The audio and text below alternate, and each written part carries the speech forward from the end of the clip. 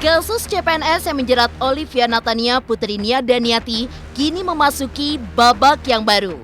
Pasca mengakui bahwa ia memang menyelenggarakan CPNS bodong, pihak korban pun juga menguak hal mengejutkan bahwa ada 6 orang yang meninggal dunia akibat kasus CPNS bodong ini. Mengaku penderitaan para korban begitu luar biasa hingga diantaranya harus kehilangan pekerjaan, stres, bahkan ada yang meninggal dunia. Lantas benarkah ketika mendengar hal tersebut, Oi pun juga menangis dan meminta maaf?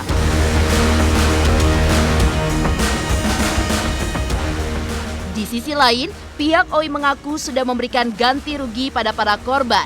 Namun pihak korban justru menepis hingga menyebut bahwa hingga kini belum ada sepeser pun pengembalian uang yang pada akhirnya membuat para korban kecewa.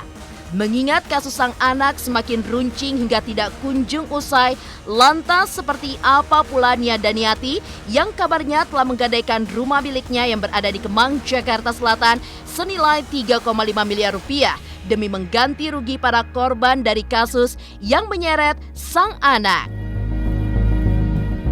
Dan bagaimana pula, di tengah kasus Oya masih bergulir, berita mengejutkan pun justru datang dari mantan ayah sambungnya Farhad Abbas, di mana rumahnya baru saja kemalingan organ dan 3 laptop hingga mengalami kerugian senilai 50 juta rupiah. Pemirsa, bersama Intens Investigasi, kami hadirkan kabar terkini, terpercaya, dan teraktual. Tetapi sebelumnya, jangan lupa untuk like, subscribe, dan juga share channel YouTube ini.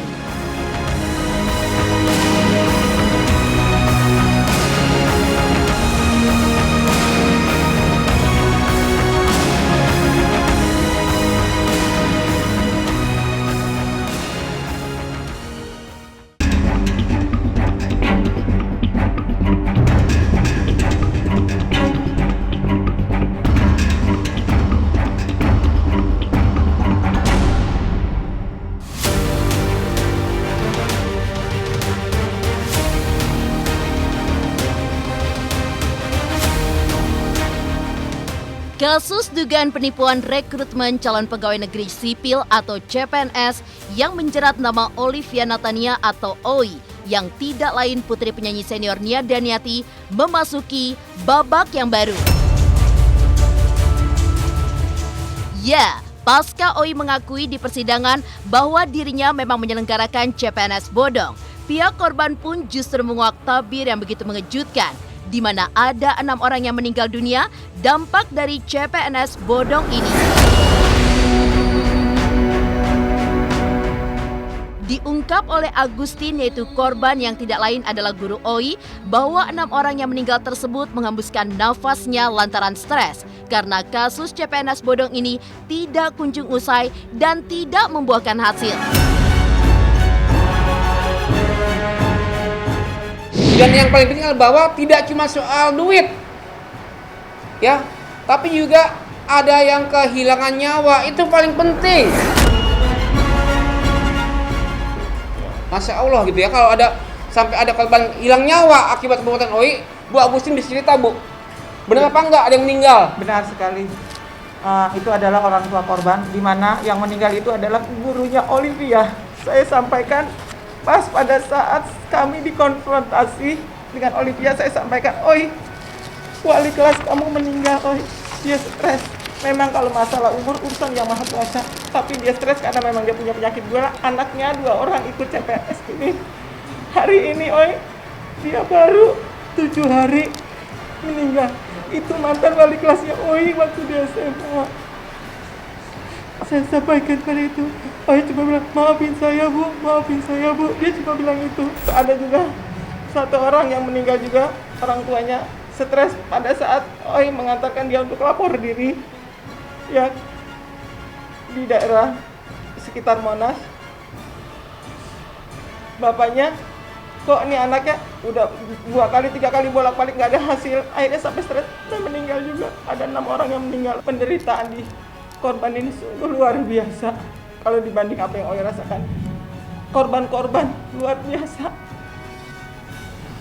Udah kehilangan pekerjaan. Korban itu yang meninggal total ada 6 orang ya. Itu dari orang tua para korban termasuk juga mantan gurunya Olivia Natania. Mereka semuanya depresi, stres, malu, akhirnya sampai meninggal. Seperti itu. Jadi sekali lagi kita tekankan bahwa kerugian dari tindakan Olivia Natania ini bukan hanya kerugian materi tapi juga kehilangan nyawa juga. Saya tidak tahu itu masalah ada yang meninggal. Bisa aja udah memang waktunya meninggal. Mungkin sudah ajalnya meninggal, kita nggak tahu. Nah ini rekayasa apa lagi gitu loh. Sedangkan di dalam dakwaan ini orangnya semua masih hidup tuh, nggak ada yang meninggal. Kita ikut ini aja laporan daripada dakwaan jaksa. Ya, dari pernyataan kuasa hukum korban bahwa 6 orang yang meninggal dunia di mana merupakan para korban CPNS bodong meninggal rata-rata karena lantaran depresi. Ini tentu saja tidak hanya menuai kerugian dari segi materi. Namun nyawa pun turut melayang gara-gara kasus CPNS bodong yang merugikan hingga 9,7 miliar itu. Lantas bagaimana dengan Oi yang mendengar adanya 6 korban meninggal gara-gara CPNS bodong yang ia lakukan? Benarkah saat Oi diberitahu akan hal tersebut, ia pun juga menangis hingga bersimpuh dan meminta maaf?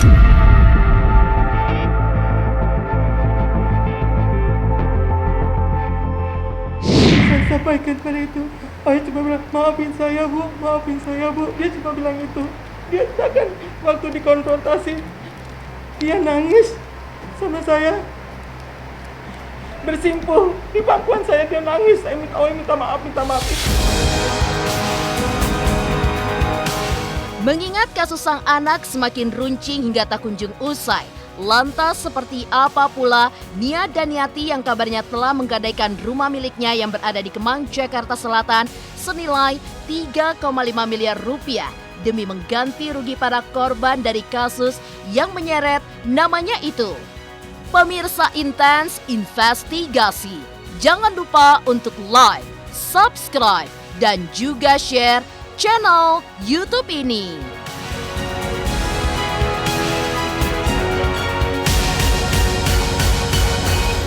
Hai, saya Citra Kirana. Jangan lupa saksikan terus Intens Investigasi yang tayang 3 kali sehari, Senin sampai dengan Sabtu. Jangan lupa untuk like, share, dan juga subscribe.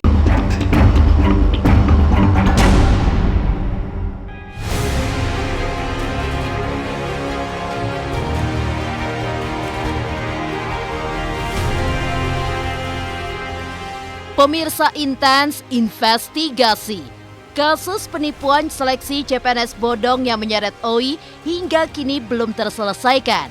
Bahkan dari kasus tersebut diketahui telah menelan korban sebanyak 225 orang, di mana meski adanya kerugian yang ditaksir mencapai 9,7 miliar, nyatanya Oi justru terang-terangan mengaku dirinya hanya menerima 25 juta rupiah per orang, seperti pernyataan yang dilontarkan oleh sang kuasa hukumnya.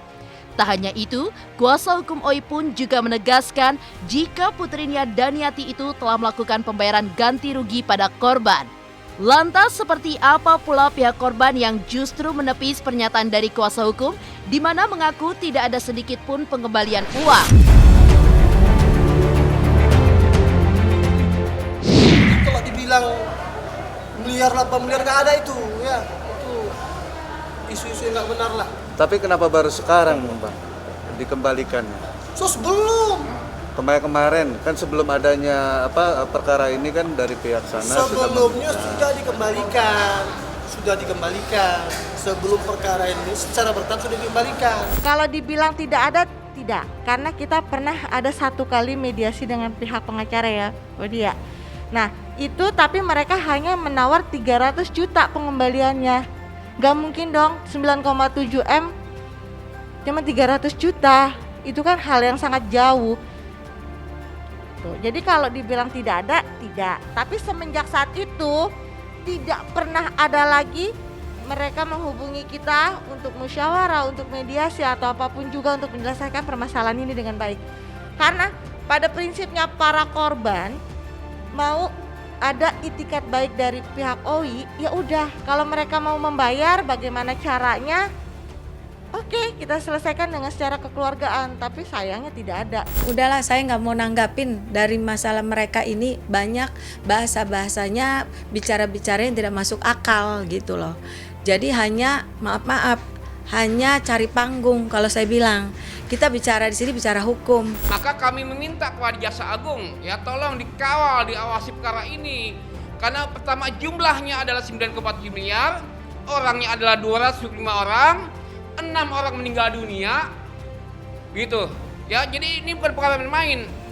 Ini adalah perkara CPNS bodong terbesar. Jadi kita lihat aja nanti hari Senin tanggal 14 Maret itu adalah tuntutan daripada jaksa.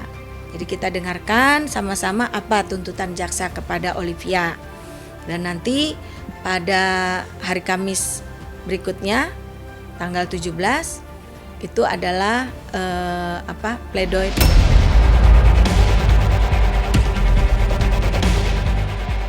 Ujian demi ujian nampaknya memang tengah melanda kehidupan Nia Daniati. Penyanyi senior yang terkenal dengan lantunan lagunya Gelas-Gelas Kaca itu pun dikabarkan telah menggadaikan rumah miliknya seharga 3,5 miliar rupiah yang berada di Kemang, Jakarta Selatan.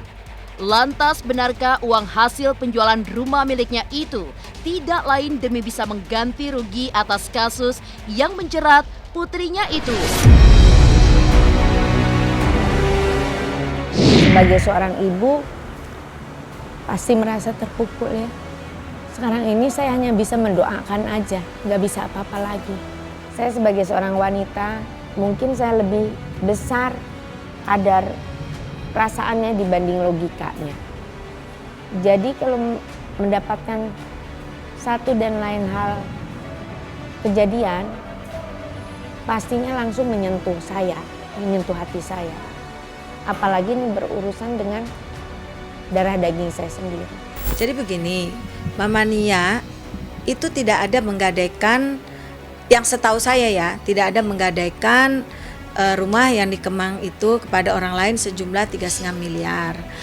Seandainya pun ada, saya kan nggak tahu nih, karena kan tidak pernah bicara dengan saya. Seandainya benar dia menggadaikan 3,5 miliar rumah itu, tidak dalam perkara untuk menutupi dalam perkara ini. Kondisinya sekarang ini yang jelas stres juga ya. Kayaknya stresnya itu bukan oke lah masalah Olivia, dia sudah pasrah dan Olivia juga sudah menikah. Dia juga minta untuk bertanggung jawab lah apa yang diperbuat dia. Dan sekarang kan Olivia juga sudah di dalam tahanan lah ya. Dan mudah-mudahan ini menjadi pelajaran untuk Olivia. Dan yang paling stres lagi ketika ada pemberitaan lagi yang dilakukan oleh mantan suaminya Bu Nia ini. Dia mengatakan rumah digadaikan untuk kasus OI, terus lagi ya kan pemberitaan seperti itu. Ada lagi untuk bisnis. Nah, ini kan omongan yang tidak bisa dipertanggungjawabkan. Dan bagaimana pula di tengah kasus OI yang masih bergulir, berita mengejutkan pun justru datang dari mantan ayah sambungnya Farhad Abbas, di mana rumahnya baru saja kemalingan organ dan 3 laptop, hingga mengalami kerugian senilai 50 juta rupiah. Pemirsa Intens Investigasi, jangan lupa untuk like, subscribe, dan juga share channel YouTube ini. Halo, saya Chico Jericho. Saksikan terus Intens Investigasi yang tayang 3 kali sehari, Senin sampai Sabtu. Jangan lupa like, share, dan subscribe.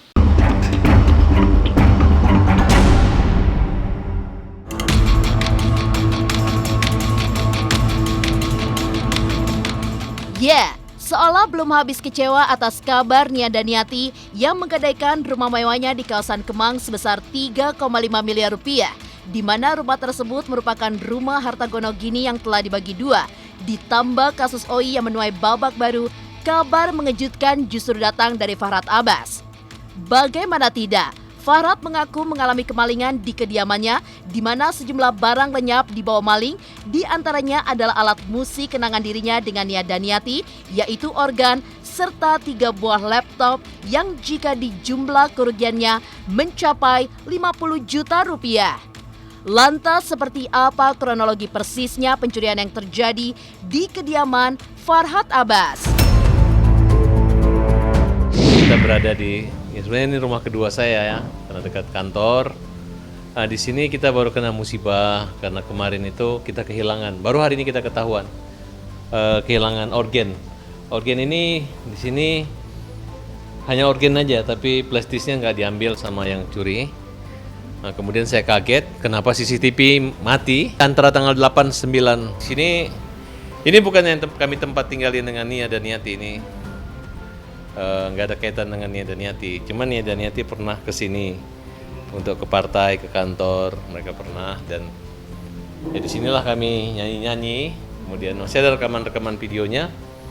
Jadi waktu itu memang setiap rumah itu pasti ada organ, ada piano. Organ ini ada kenangan karena hampir semua tamu-tamu kita menyanyi di sini, termasuk Nia dan Niati dan anak saya juga, mereka nyanyi di sini. Setelah kami cek ada 2 laptop kantor dan 1 laptop kepala tukang kita, jadi 3. Jadi organ tunggal, laptop, dan uang, sejumlah uang juga ada. Hari ini kita tunda laporan polisi dulu, mengumpulkan bukti-bukti lainnya. Kurang lebih 40 juta. Plus dengan organnya 20 jutaan. Jadi 40 sampai 50 jutaan lah untuk saat ini.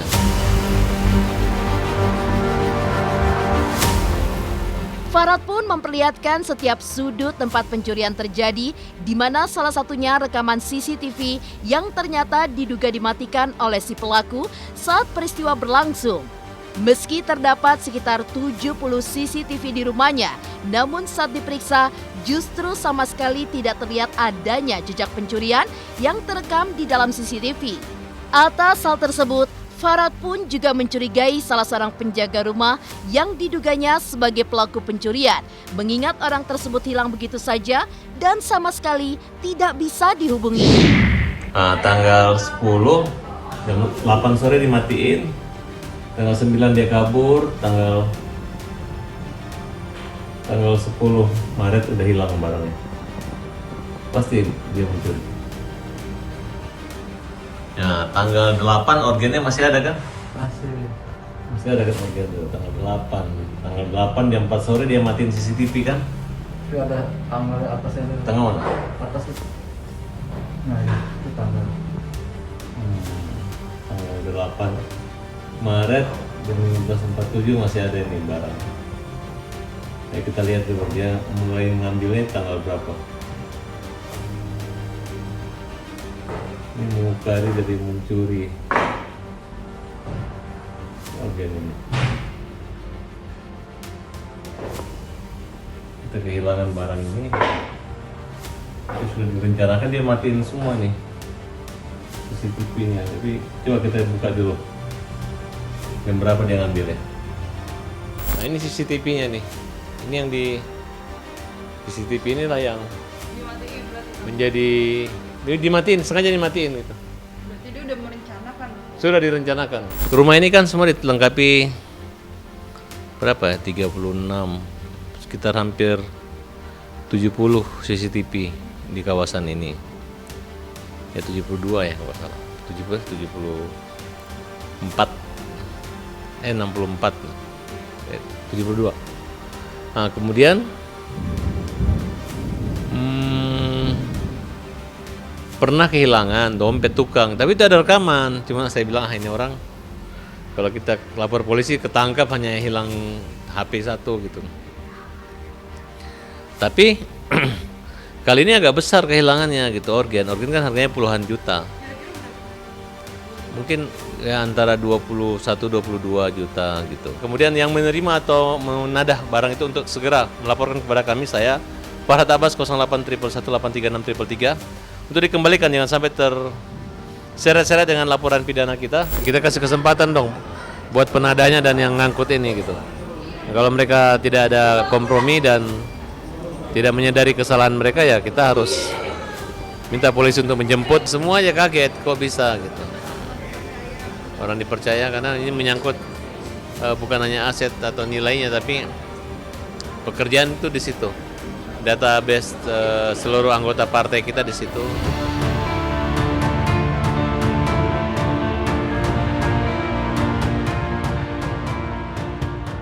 Demikian pemirsa, kabar terkini, terpercaya, dan teraktual yang kami hadirkan hari ini. Saksikan terus Intens Investigasi setiap hari Senin sampai dengan Sabtu, tayang 3 kali sehari, yaitu pada pukul 11 siang, 3 sore, dan 7 malam, hanya di YouTube channel. Dan pastikan jangan lupa untuk like, subscribe, dan juga share channel Intens Investigasi.